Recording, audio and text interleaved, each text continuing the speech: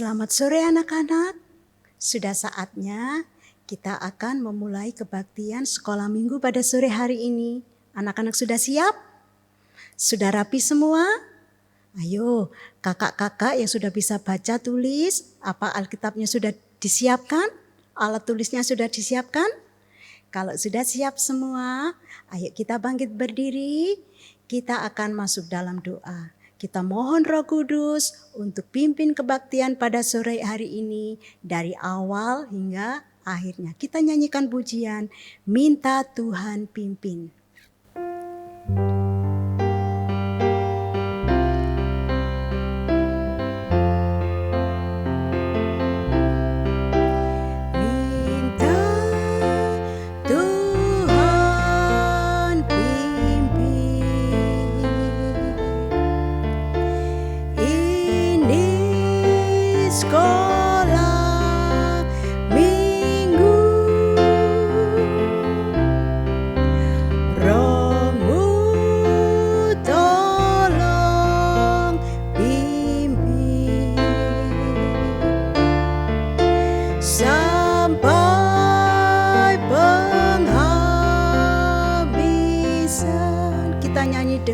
Lebih sungguh-sungguh minta Tuhan pimpin.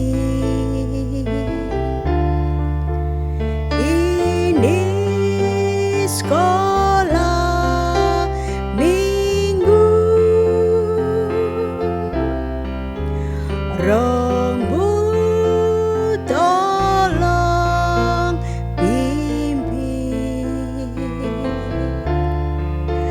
sampai penghabisan.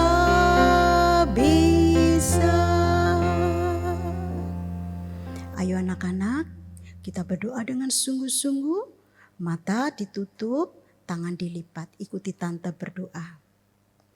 Inilah Tuhan, permohonan kami, Roh Kudus, urapi kami semua.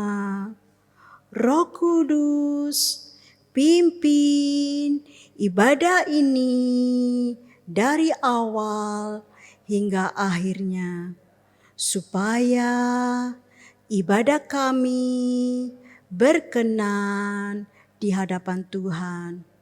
Kuasa iblis, roh main-main, roh tidak sungguh-sungguh, kami usirkan di dalam nama Tuhan Yesus Kristus.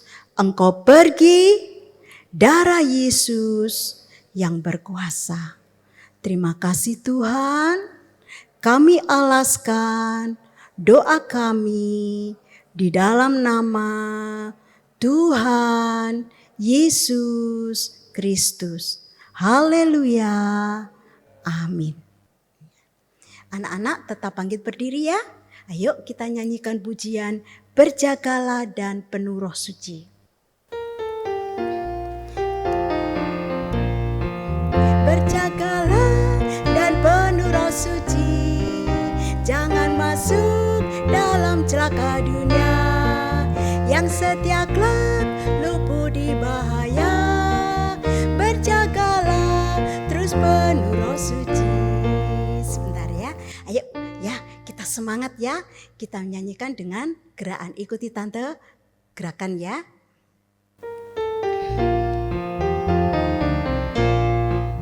Berjagalah dan penuh Roh Suci, jangan masuk dalam celaka dunia, yang setia kelak luput di bahaya.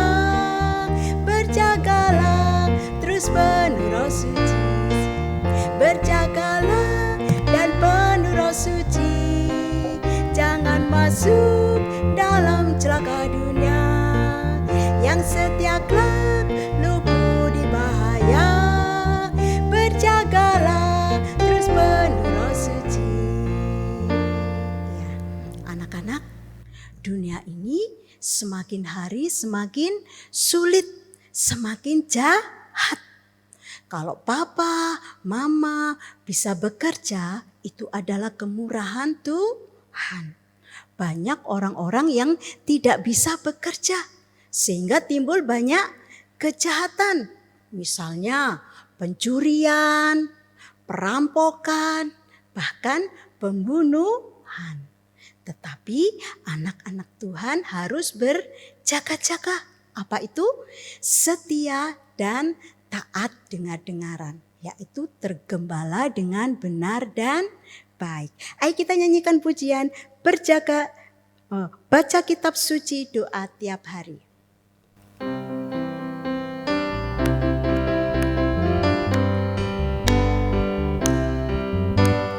Baca kitab suci, doa tiap hari, doa tiap hari, doa tiap hari. Baca kitab suci, doa tiap hari kalau mau tumbuh.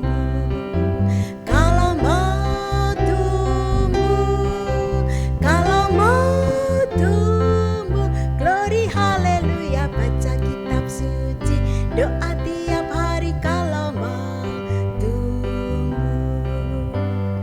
Baca kitab suci, doa tiap hari, doa tiap hari, doa tiap hari. Baca kitab suci, doa tiap hari kalau mau tumbuh. Kalau mau tumbuh, kalau mau tumbuh, glory haleluya. Baca kitab suci, doa tiap hari kalau mau tumbuh. Sekali lagi, baca kitab suci, doa tiap hari, doa tiap hari, doa tiap hari. Baca kitab suci, doa tiap hari kalau mau tumbuh. Kalau mau tumbuh, kalau mau tumbuh, glory haleluya. Baca kitab suci, doa tiap hari kalau mau tumbuh. Ya anak-anak ya, kalau kita mau setia, taat dengar-dengaran, maka kita seperti carang yang menempel pada pokok anggur yang benar. Kita akan selalu bersekutu dengan Tuhan Yesus Kristus ya, di dalam kebenaran firman-Nya. Sebentar lagi kita akan mendengarkan firman Tuhan ya. Kita siapkan telinga kita, pikiran kita, perasaan kita untuk firman Tuhan. Tetapi sebelumnya Tante akan membacakan beberapa pengumuman. Anak-anak boleh duduk. Pengumuman yang pertama, ibadah sekolah minggu on-site di gereja di Surabaya diadakan pada pukul 9.15 menit. Begitu juga di Medan, pukul 9.15 menit. Di Malang, sekolah minggu dimulai pada pukul 10 dan di Jakarta pada pukul 4 sore. Setiap kali beribadah, anak-anak harus berpakaian rapi. Jangan lupa disiapkan Alkitab dan alat tulis untuk yang sudah bisa membaca dan menulis. Ringkasan firman Tuhan, link YouTube, tugas dan kegiatan sekolah minggu bisa dilihat di Google Classroom dengan kode kelas KZYIYNP.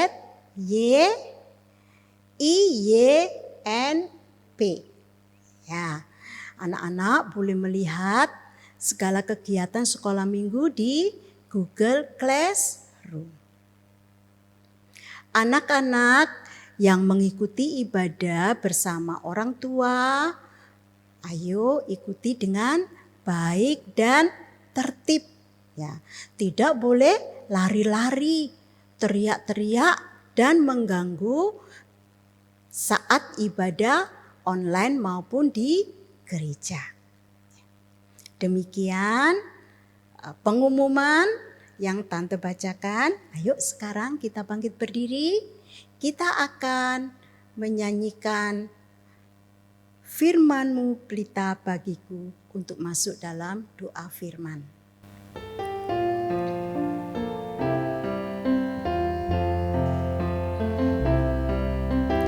Firman-Mu pelita bagi kakiku, terang bagi jalanku.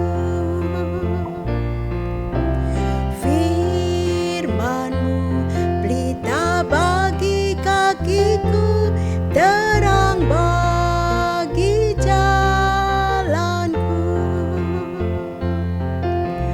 Waktu ku bimbang dan hilang jalanku, tetaplah Kau di sisiku, dan takkan ku takut asal Kau di dekatku, besertaku selamanya.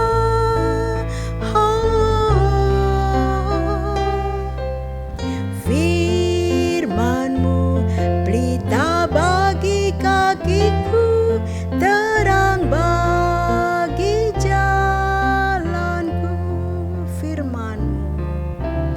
Firman-Mu pelita bagi kakiku, terang bagi jalanku.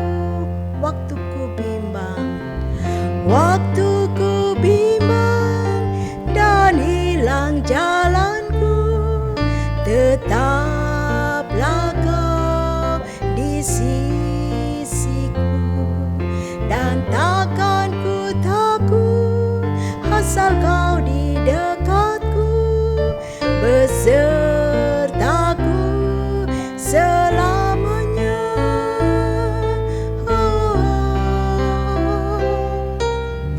Firman-Mu pelita bagi kakiku, terang bagi jalanku. Ayo anak-anak, kita mau masuk dalam doa. Tutup mata, lipat tangan, ikuti Tante Retno berdoa. Inilah Tuhan, pengakuan kami. Firman-Mu adalah pelita bagi kehidupan kami. Untuk itu Tuhan, ajar kami untuk lebih mengenal, mengerti firman-Mu, supaya kehidupan kami boleh bercahaya. Urapi kami, Roh Kudus, tolong kami supaya kami boleh mengerti firman-Mu. Roh-roh jahat, roh tidak sungguh-sungguh, roh main-main, kami usirkan di dalam nama Tuhan Yesus Kristus. Engkau pergi, darah Yesus yang berkuasa. Doa kami serahkan di dalam nama Tuhan Yesus Kristus. Haleluya. Amin. Anak-anak boleh duduk yang manis. Ayo, yang sudah bisa membaca dan menulis, disiapkan untuk Alkitab dan alat tulisnya. Sore hari ini, Tante mau bawakan firman yang berjudul Berjaga-jagalah. Anak-anak tahu apa artinya berjaga-jaga? Berjaga-jaga itu artinya waspada, siap siaga. Contohnya di sekolah, ketika Bapak Guru memberikan pengumuman akan diadakannya ulangan matematika, ya, tetapi tidak memberitahu tepat waktunya, anak-anak yang berjaga-jaga akan tetap terus tekun untuk belajar sampai akhirnya tes matematika laksanakan. Dan saat itu anak-anak yang berjaga-jaga akan dapat mengerjakan tes matematika itu dengan baik karena berjaga-jaga. Nah, lebih jauh kita akan belajar makna dari berjaga-jaga dalam perumpamaan 5 gadis yang bijaksana dan 5 gadis yang bodoh. Di dalam kitab Matius 25 ayat 1 sampai 13. Ada 10 gadis yang menunggu kedatangan mempelai pria. 5 gadis dari 10 gadis ini bijaksana, berjaga-jaga. Dia membawa minyak cadangan. Tolong slide-nya. Ya. Mereka membawa minyak cadangan. Supaya apa? Saat pelitanya mulai meredup karena minyaknya hampir habis, mereka bisa mengisi minyak cadangan ke dalam pelita itu sehingga pelitanya tetap menyala. Tetapi 5 gadis lainnya tidak berjaga-jaga. Ke-10 gadis ini menunggu kedatangan mempelai dengan setia. Tetapi mempelai belum datang. Ditunggu. Mempelai belum datang. Sampai akhirnya mereka tertidur. Saat tengah malam ada suara. Mempelai datang. Songsonglah dia. Nah, ke-10 gadis itu segera terbangun. Gadis yang bijaksana, yang berjaga-jaga, segera mengambil pelitanya dan berlari menyongsong mempelai pria. Ketika mereka bertemu rombongan mempelai pria, mereka bersatu dan masuk ke dalam ruangan pesta. Ya, slide-nya masuk ke dalam ruangan pesta. Ya, di sana ke-5 gadis yang bijaksana itu mengalami kebahagiaan pesta bersama Tuhan. Bagaimana nasib dengan 5 gadis yang bodoh yang tidak berjaga-jaga? Ya, ketika mereka bangun, mereka mendapatkan pelitanya padam. Sebab apa? Minyaknya habis. Mereka bingung, mereka berlari mencari minyak, tapi tidak mendapatkan minyak. Pelitanya tetap padam. Ketika mereka kembali ke tempat pesta, mereka menemukan pintu sudah ditutup. Ya, mereka ketok-ketok, ya, tetapi tidak dibukakan. Artinya mereka tertinggal kebahagiaan pesta perkawinan. Apa yang terjadi akibatnya? Yang ada hanya gelap. Di luar itu gelap, dingin, ya, kekecewaan dan air mata. Nah, anak-anak, itu akibatnya kalau kita tidak mau berjaga-jaga. Apa tante makna dari perumpamaan ini? Ya, 10 gadis yang menunggu kedatangan mempelai pria adalah gereja Tuhan, anak-anak Tuhan, kita-kita ini, ya. Sedangkan mempelai pria yang akan datang adalah Tuhan Yesus yang akan datang kembali. Tuhan sudah berjanji akan datang kembali. Ayo kita baca di Kisah Rasul 1 ayat 10 sampai 11. Ya, tante bacakan. Ketika mereka sedang menatap ke langit, waktu ia naik itu, tiba-tiba berdirilah 2 orang yang berpakaian putih dekat mereka. Dan berkata kepada mereka, "Hai orang-orang Galilea, Mengapa kamu berdiri melihat ke langit?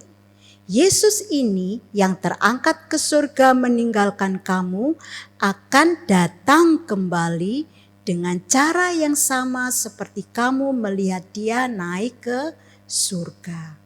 Nah, Alkitab menuliskan bahwa Tuhan Yesus akan datang kembali dan itu pasti terjadi. Tapi kapan Tuhan Yesus datang kembali? 5 tahun yang akan datang? 3 bulan yang akan datang? Ayo kita baca di Matius 24 ayat 36. Tetapi tentang hari dan saat itu tidak seorang pun yang tahu. Malaikat-malaikat di surga tidak dan anak pun tidak. Hanya Bapa sendiri. Ya. Dari firman Tuhan ini berarti kedatangan Tuhan yang kedua kali kita tidak tahu pasti waktunya. Yang kita tahu pasti Tuhan pasti datang kembali. Makanya anak-anak kalau ada berita-berita di medsos atau anak-anak mendengar orang berkata, Tuhan mau datang 5 bulan lagi. Tuhan mau datang 25 Desember 2025. Jangan percaya. Sebab tidak ada seorang pun yang tahu. Ya, tetapi kita harus tetap berjaga-jaga. Di dalam penantian kedatangan Tuhan yang kedua kali, ya, banyak gereja Tuhan, anak-anak Tuhan yang tertidur. Apa artinya tertidur? Lalai dalam ibadah dan pelayanan. Tetapi anak-anak Tuhan yang berjaga-jaga akan terus tekun dalam beribadah dan taat dengar-dengaran. Ya, sehingga mengalami penyucian demi penyucian sampai sempurna seperti Tuhan Yesus. Ya, saat kita melakukan firman, kita menyalakan pelita. Pelita kita tetap menyala. Ya. Tetapi kalau kita tidak mau berjaga-jaga seperti 5 gadis yang bodoh, ya, kita terlena oleh keadaan dunia, kemudian kita menjadi terseret oleh keadaan dunia, sehingga kita tidak setia, tidak taat dengar-dengaran. Artinya apa? Kita hidup dalam dosa. Saat kita tidak melakukan firman Tuhan, pelita kita jadi padam. Ya. Saat Tuhan Yesus datang kembali, kira-kira yang mana yang berkenan kepada Tuhan? Yang pelitanya menyala atau yang pelitanya padam? Ya, pasti yang pelitanya menyala, yang setia dan taat dengar-dengaran kepada Tuhan, yang mengasihi Tuhan. Ya, Tuhan akan menjemput mereka yang setia dan taat untuk bersama-sama mengalami kebahagiaan di surga bersama Tuhan selamanya. Tetapi bagaimana nasib dari mereka yang tidak mau taat, tidak mau dengar-dengaran? Ya, mereka akan tertinggal di dunia ini, menunggu penghukuman. Nah, anak-anak, apa yang Tuhan sudah katakan pasti terjadi. Tuhan pasti kembali, walaupun kita tidak tahu waktunya. Untuk itu kita berjuang untuk tetap setia dalam beribadah, untuk taat dengar-dengaran kepada firman, ya, sehingga kita boleh selalu mengalami penyucian. Kita boleh mengalami pelita yang terus menyala. Kita jaga supaya pelita kita terus menyala. Ayo kita Baca di Matius 24 ayat 42. Karena itu berjaga-jagalah, sebab kamu tidak tahu pada hari mana Tuhanmu datang. Ya anak-anak ya, biarlah kita akan terus berjaga-jaga, kita akan terus menjaga agar pelita hidup kita terus menyala sampai Tuhan Yesus datang. Dan kita boleh masuk ke kebahagiaan pesta bersama Tuhan selamanya. Ya. Sampai di sini firman Tuhan. Biarlah Roh Kudus memberi pengertian kepada kita, memberi kekuatan kepada kita untuk terus tekun dan taat dengar-dengaran sampai Tuhan Yesus datang. Ayo kita bangkit berdiri, kita akan nyanyikan pujian Biar Pelitaku Tetap Bernyala.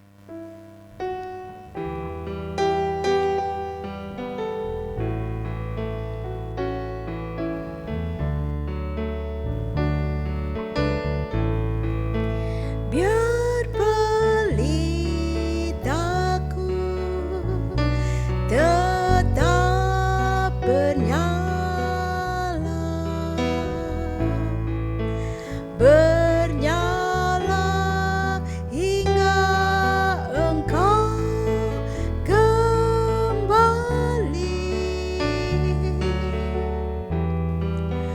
Tolongku untuk bertekun menanti kedatangan-Mu, biar semakin terang saat Kau kembali. Biar pelitaku tetap bernyala, biar pelitaku tetap bernyala, bernyala hingga Engkau kembali. Tolongku untuk bertekun menanti kedatangan-Mu, biar semakin terang saat Kau kembali. Ayo anak-anak, kita semua masuk dalam doa, ikuti tante berdoa. Terima kasih Tuhan untuk firman-Mu pada sore hari ini.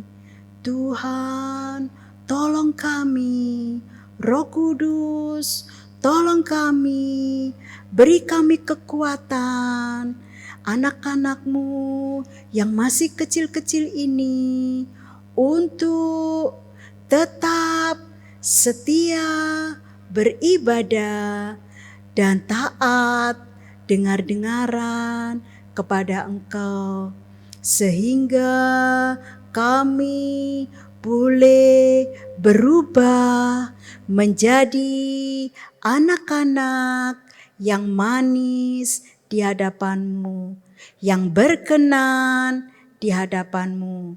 Dan saat Engkau datang kembali, kami boleh bersama-sama Engkau menikmati kebahagiaan selama-lamanya.